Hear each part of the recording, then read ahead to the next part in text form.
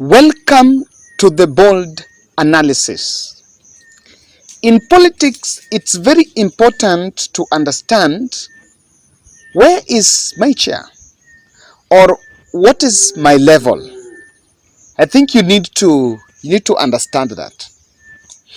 I am seeing politicians from Mount Kenya getting a bit disturbed and using different avenues to discredit a report that showed that there was a possibility of a private meeting between Raila Odinga and William Ruto in a hotel in the Transmara, rather in the Masai Mara game reserve, in the middle of that place. So there is a report that probably this meeting was held the Sunday morning, and so even after this leaders' meeting, they just kept secret what was their statements and decided to issue those statements later in the day. Now it is now coming to my attention that the privacy, the fact that that meeting was privately held, is not sitting pretty comfortable by a couple of members of parliament around Rigathi Gachagua. And one man, Rigathi, is becoming worried by a possibility that Uhuru Muigai Kenyatta, a man that they believed is inconsequential as far as the politics of Mount Kenya region and the politics of this country are concerned, could be rolling back to the wheels of power. It is something that does not really sit comfortable with the Rigathi Gachaguas.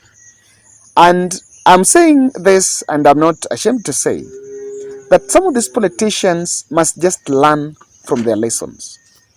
If there are people that fueled tension, even to necessitate the extent of calling for ceasefire, the Mount Kenya politicians were in the front line. Look at the kind, when William Ruto was away in Germany and Belgium, in Germany and Belgium, Deputy President Rigathi Gachagua was in charge of the country. And during that time, he was actually, he engaged with the security officers to neutralize the Azimio mass action on the Monday 20th. And I think there was that also on 20th. There was not 20th, there was that Monday and Thursday last week. And both two is, there were three mass protests. The first one was on 20th, then there was 27th and 30th. So between 27th and 30th, Rigathi Gachagua was single-handedly in charge of the national security of the country. And I am even convinced that he managed to take charge and overtake the mandates of Kithure Kindiki. Now, just because of that, the country nearly went down. It was during that time that we actually saw raid, a very backward event, a very shameful incident when the farm of a former president of the Republic of Kenya, a property of the former president of the Republic of Kenya, a man who was chief of defense forces, a man who is supposed to enjoy 24-hour state security, his farm was attacked, and successfully those who should be in charge of the security did not dispatch or rather deploy police to arrest the situation. So we talked themselves, and I agree. Uhuru Kenyatta knew what was going on, what would happen, but he allowed it to happen so that they would expose the Rigathi Gachaguas. The Mount Kenya leadership took time every weekend to antagonize Azimio supporters, believing they were actually trying to neutralize Raila Odinga. And if there is something that Raila thrives in, is that confrontation. You'll talk all sort of time, and you realize that by the end of the day, the news bulletin, out of the 13 minutes, out of 20 minutes, maybe first 8 minutes, it's about what so-and-so said about Raila Odinga and what Raila said about the rest. And then you realize that the news prominence goes on Raila Odinga. So themselves, they showed no intention to cause to cease fire. In fact, if Rigathi Gachagua will be left in charge of this operation, of Nairobi operation, for another 1 month, we'll be speaking about a different story. And I don't mean ill about it, but I'm just trying to look at what so far had been done. So, the report that William Uhuru Kenyatta could secretly be involved in that talk, or rather is in the picture, is disturbing Rigathi Gachagua. We've seen yesterday, he skipped a very important meeting, a very important event, and is just trying to react to conform, but he's not really in good terms with kind of developments that are going on. Ladies and gentlemen, why do you think this is not a welcome call for one Rigathi? It projects them as people who are juvenile and young. And I agree with political pundits and analysts who say that Ndindi Nyoro, Kimani Chungwa, and Rigathi Gachagua cannot move close to that dialogue table. If it is the table that Raila Odinga, Uhuru Kenyatta, and William Ruto are meeting, the only person that can be brought in that table can only be Musalia Mudavadi, but not the other young politicians, because first, they have a very false compact majority that do not add value apart from just talking about, I am a son of Mau Mau. Apart from the bragging of Mau Mau, there's nothing else it adds in it. And so, to Rigathi, the supporters, having known that, and I want to say that that information was leaked strategically for some reasons. That information of them meeting was leaked for some reason, and I'm going to tell you about it. But then, so make sure you subscribe in the next analysis, because that's what we are going to look at.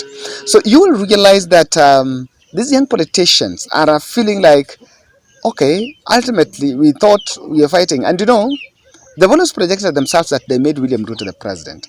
Dude, I think you don't just know. You guys are just spectators. That's the truth. I think William Ruto bulldozed his way to the presidency. Was self-made. I don't think these young politicians had an input. Rigathi is not comfortable with a possibility of Uhuru Kenyatta being in the picture, and is being disturbed because Ruto charged him against Uhuru Kenyatta when he was put to take care of the coffee, tea, and milk reforms. And himself, he would go to the mountain and brag about the milkman. Speak and talk to the residents about how he was going to deal with the milkman.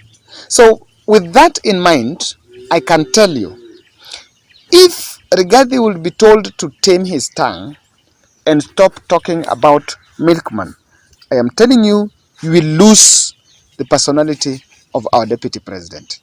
Without the name Uhuru Kenyatta and Raila Odinga in Ndindi Nyoro, Kimani Chungwa, and Rigathi Gachagua's mouths, there is nothing. There is no substance. The substance is attack on this fellow. So, and remember, look at campaigns.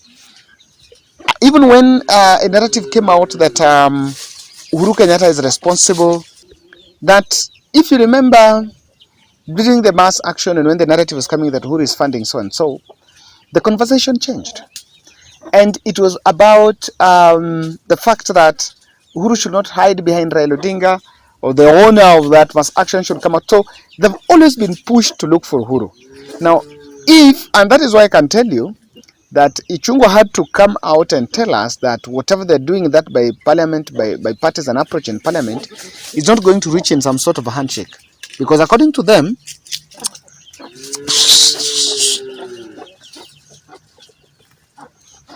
some sort of a handshake would actually clip their wings as far as attacking Uhuru is concerned. The other thing is this. Having known, the deputy president has been bragging and telling us that he's the person around Uhuru Kenyatta and he's around the gates. Anyone who wants to meet Uhuru Kenyatta must first meet him. He's in the rolling in the compound to know that even when they want to go the back door, he will always be in the door. Now, him coming out, maybe he has not come out and said that maybe it was classified information that these guys were going to meet. But when the media reports that Raila and Ruto met privately, what does that report show? It's actually showing that no one knew, be it Rigathi, be it those around Raila Odinga. Even though I'm a bit convinced that even within the Azimio ranks, there are those who knew. Raila Odinga's the Azimio ranks knew very well of that engagement. But there could have been maybe discussions on who and who was to be there. There were maybe options that, should I tag along my political allies so that maybe there was a way between coming with Ruto coming with Rigathi and Raila going there with Martha Karua. Would we have got to a solution? Maybe no. Maybe not. So, because again, that needed a solution. So, one thing that is coming out is that Ruto could be having his own deep state with classified information. And people will actually feel sidelined, just being pushed. That as much as we believe that this man will really do what we want, but in real sense, that's not the truth.